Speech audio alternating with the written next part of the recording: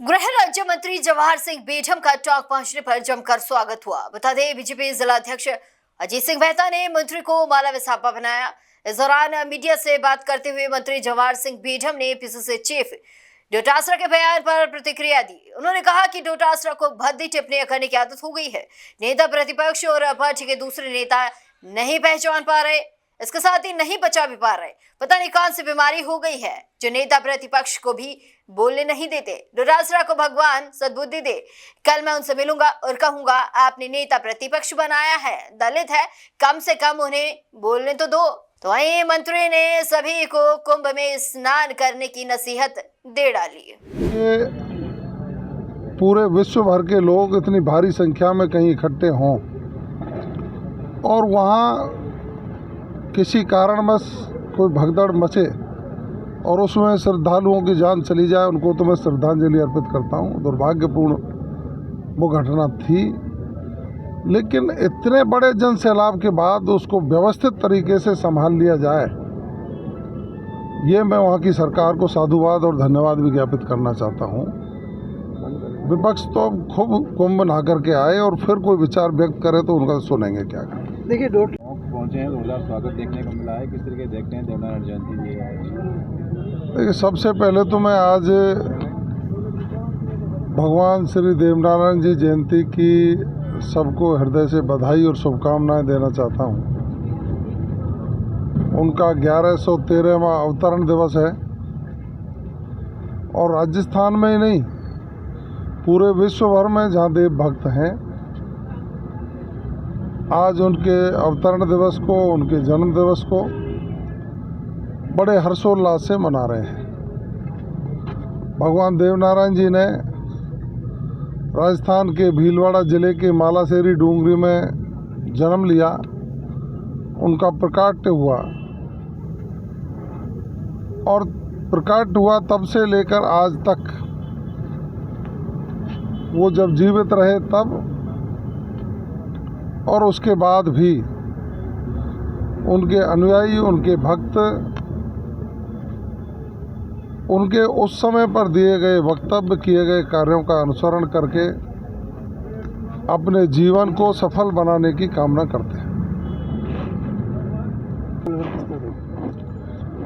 देखिए, मैं समझता हूँ कि विपक्ष दिशा भटक गया है। विपक्ष का मतलब होता है सरकार यदि विकासोन्मुखी हो तो उसका सहयोग करे,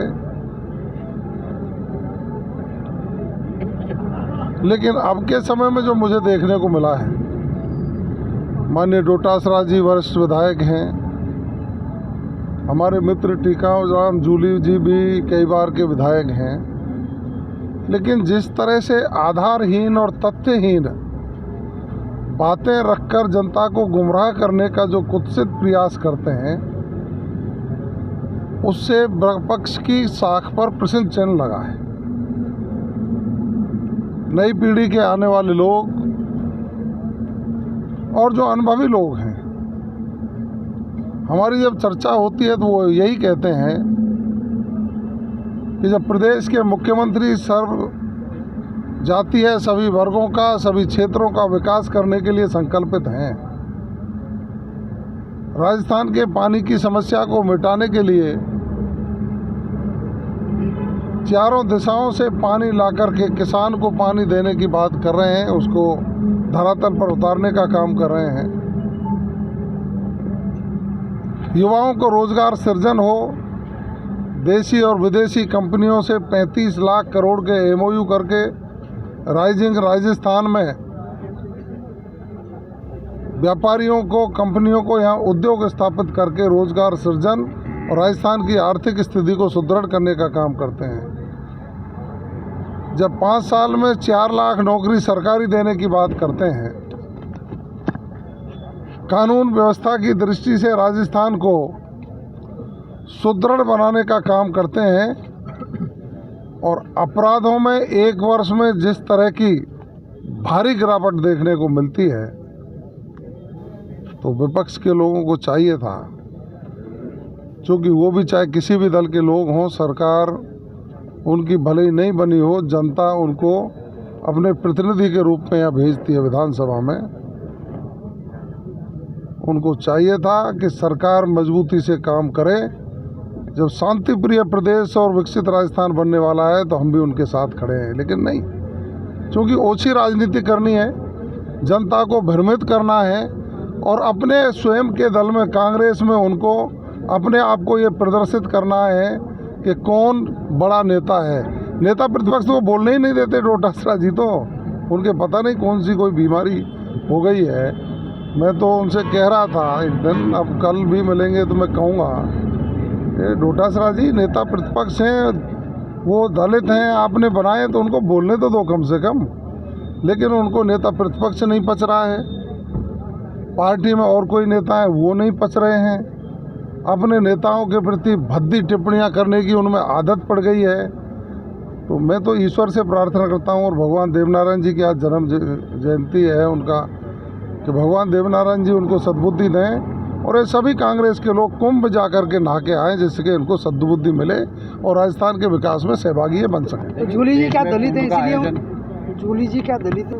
अब ये तो आप देख ही रहे हैं, सब जनता कहती है, मुझे तो पता नहीं है। लेकिन देश में कुंभ का आयोजन लेकर लगातार सदन में कल हंगामा भी हुआ, अब क्या देखते देगी या क्या उसमें? मैं तो ये समझता हूँ कि माननीय मुख्यमंत्री जी ने पेपर लीक करने वाले या गलत काम करने वाले लोगों के खिलाफ अभियान चला रखा है और डोटासरा जी चाहते हैं बड़ी मछलियाँ पकड़ी जाएं तो उनकी मंशा जल्दी पूरी होगी।